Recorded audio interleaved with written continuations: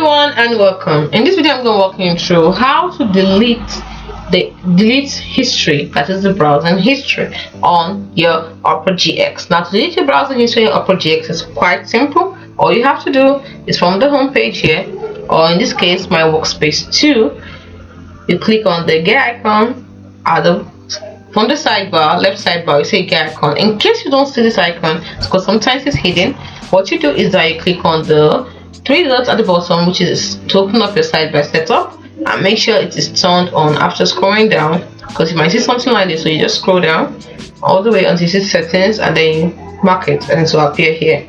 So once it's here, the next thing you're going to do is click on it, and then you scroll all the way down until you see delete browsing data, and then you click on the arrow to open it by the right side, and then you can see history. So to delete the history, it's quite simple. So just mark it, make sure it is marked. If it's already marked already, you're good to go. You might not want to delete other things, so if other things are marked that you don't want to delete, you can mark them. You really want to delete your history, including in the search box, then you click on delete data. It is as simple as that. Hope you found this video helpful. Do not forget to like and subscribe to the channel for more. Thanks for watching.